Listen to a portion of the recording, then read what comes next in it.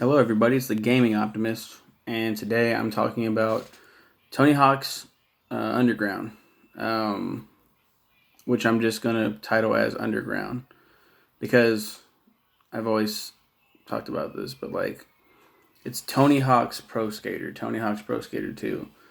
Um, but I really see it, and that's what I call it too: Tony Hawk's Pro Skater, Tony Hawk's Underground, Tony Hawk's whatever. But my rules are that it's just underground, like Monty Python's Life of Brian. I just call it Life of Brian. Some people call it, they've credited it as Monty Python's Life of Brian, whatever the fuck. I don't do that. There's just certain things that I take exception to. So I'm just gonna call this Underground, but it's Tony Hawk's Underground, and it's the fifth in the Tony Hawk's series, the Tony Hawk series. Um, Preceded by the first four Pro Skater games. This took it into an entirely different direction, which started really in Tony Hawk's Pro Skater 4, but we'll get there. We'll talk about it. Um, but Underground decided, instead of just going around and completing goals and having not really any story, we're gonna have a fully fleshed out story. And it's pretty over the top, but a lot of people regard this as the best Tony Hawk game ever made, and it's hard to disagree with them. It's really fucking cool.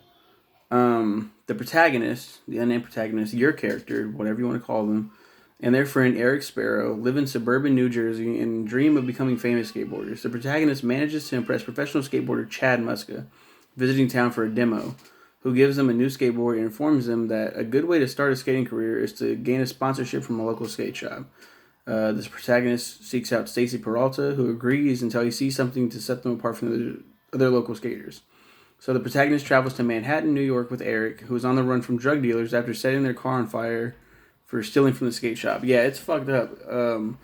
Immediately in New Jersey, you're introduced to these drug dealers. They don't really have characterization. They're just NPCs that stand around, coughing and looking fucking just horrific, and then you steal their drugs because you want to get them out of the neighborhood or whatever, and then you set their car on fire, and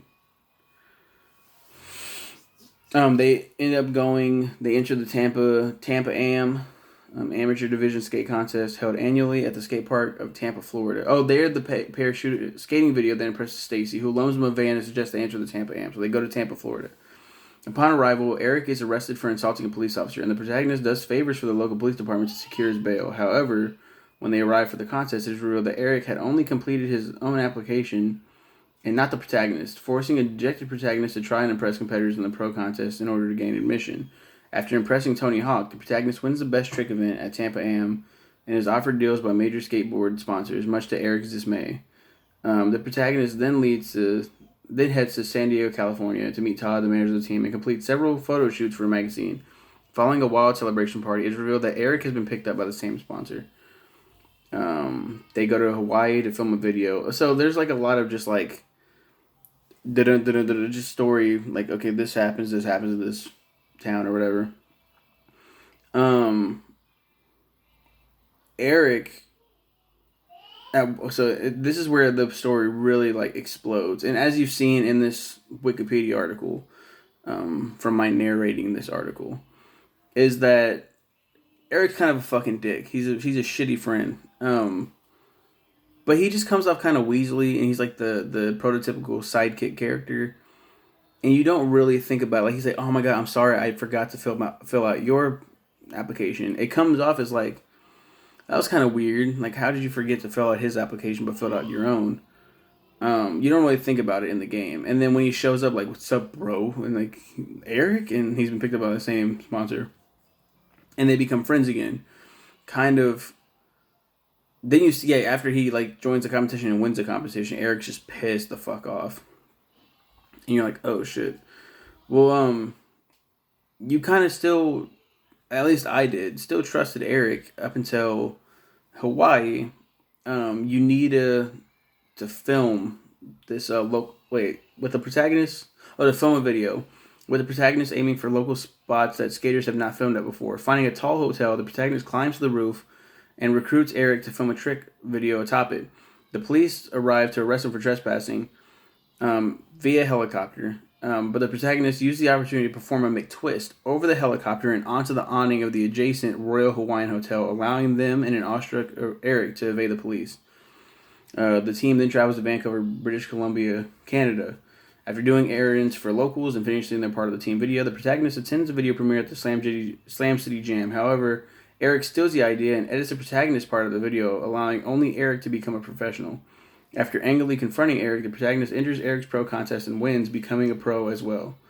After designing their own pro skateboard, the protagonist and Eric embark on a team trip to Moscow, Russia, where they reconcile. However, Eric gets drunk and joyrides in a Russian military tank.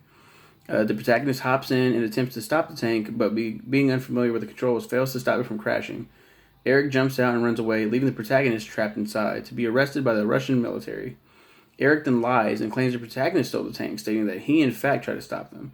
Unwilling to pay the $700,000 worth of damages, Todd kicks the protagonist off the team, much to Eric's delight. The American embassy bails out the protagonist, leaving them to do favors for locals in order to return home to New Jersey. Eric, who now owns his own skate company, reveals he had been planning to betray the protagonist after having long abandoned the idea of soul skating for enjoyment rather than riches. After unsuccessfully trying to exempt them from the Tampa Am, Eric stole the helicopter footage in jealousy before finally getting the protagonist kicked off the skate team by lying in Moscow. Determined to fight back, the protagonist teams up with Peralta and several professionals to create a soul skating video, creating a new trick in the process. Due to the success of the video, Eric challenges the protagonist to one last skate off with the unedited helicopter tape at stake. The protagonist wins by avoiding Eric's attempts to cheat and walk away with the tape while Eric breaks down in anger. This blew my mind. There's an alternate ending, which I'm going to get into. At that last competition, it's like a trick. You have to trick off of whatever the fuck Eric's tricking off of and follow his it's a long combo line. So you're skating along and grinding and jumping up to these long the fucking grinds and gaps in this game are ridiculous. The whole game is ridiculous, like in a good way. And so you're going and you're fighting Eric, taking him on, competing with him. And so we beat that on easy mode.